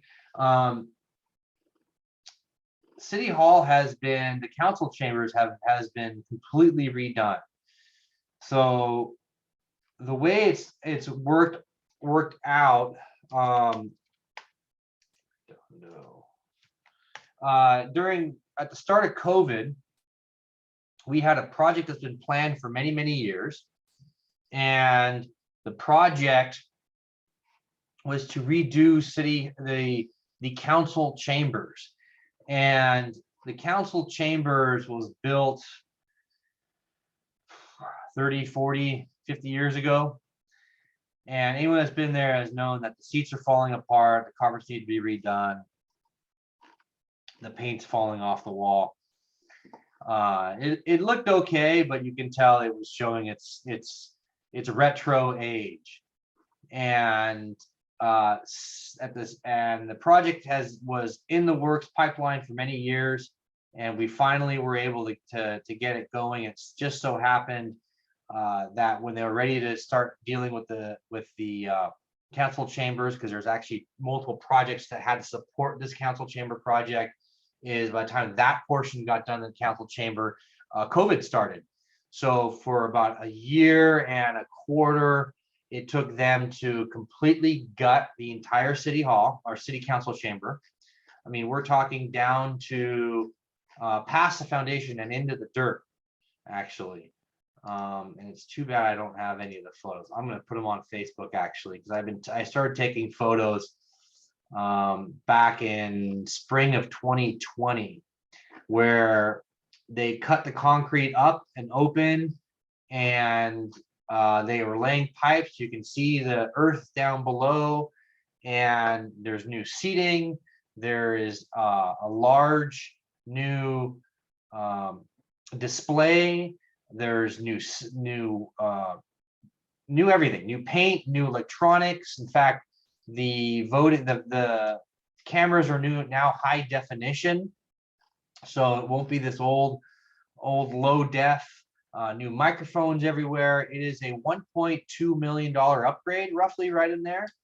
So it's a massive upgrade for the council chamber. 1.2 million, and it was paid primarily through what's called PEG funds.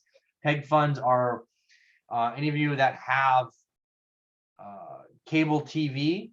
There's a little small tax on there in Redondo. I think other cities have it as well. And that tax goes into what's called PEG, a PEG fund. And it's very restricted in terms of where we can actually use this money. And we used it to redo our council chambers and the audio visual upgrades, and as well as connecting it up to the internet. So now you can see these council chambers, our council meetings are on YouTube. Well, that's because we did these upgrades, not just because of Zoom. And it's actually streamed online to Spectrum as well, and everything's one giant system. So really cool. I was there a few weeks ago. They did a kind of a trial run, and it's a really cool system. So it'll be great to have that up and running for the first time.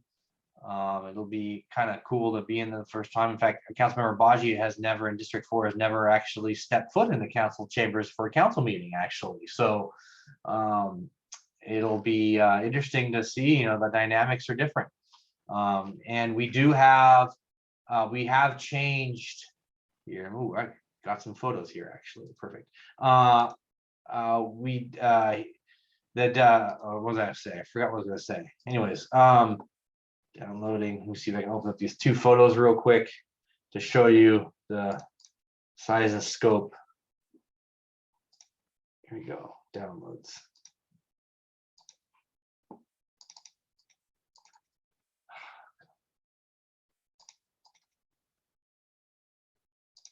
Okay, so this is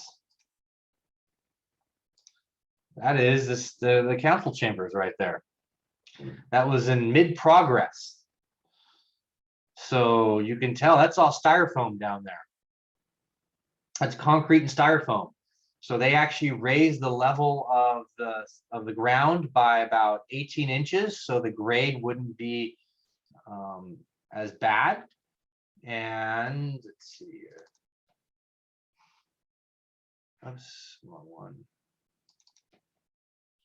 And that's what it looked like from the other view. So they put in a large TV screen there, and you can see the dais was all completely removed and completely rebuilt from the ground up. So yeah, so there you go. It was completely redone. Like I said, there's new piping, there's new everything in there. So anyways, all right. Any questions on that? Let me know. I got some other questions here real quick on the messages. Mark, you have something here at King Harbor. Somebody else had something. Let me look at the Facebook comments. I know. Speed bumps. Renee, a question on speed bumps. No, not speed bumps. A speed hump and speed bump are different. Speed table, I should say. Speed table. Like I said, it's about 10 feet wide, 6 to 8 inches in height. It's meant for pedestrians to cross. Speed bumps. They don't really work. It's better to do different type of traffic traffic control than a speed bump. Let's see here. Mark, you had a question. Oh, Michael, any progress on BCH homeless services? No, actually, that's something I actually followed up on this last week. The MOU between BCHD. Last summer, I had a motion that was made between Councilmember Obaji and myself regarding BCHD to come back with an MOU for the City of Redondo and us, or City of Redondo and BCHD to provide homeless services. They talked about it. They had a meeting. We've heard nothing since. So I'd like to follow up with them. I have followed up with them. I have heard nothing back. I suspect BCHD won't be providing any homeless services, but I don't know. I can't speak for them. So maybe we'll find out. But right now it's nothing. It's Michael, the question is, or the answer is deafening silence. And let's see here. King Harbor amenities plan. Yeah, King Harbor amenities plan. What are they, Mark? I believe they're going through the plan. They're getting input on their plan right now, but there's nothing else to report. Correct? They have no meetings right now set up. All I can share is that You're muted right now, Mark.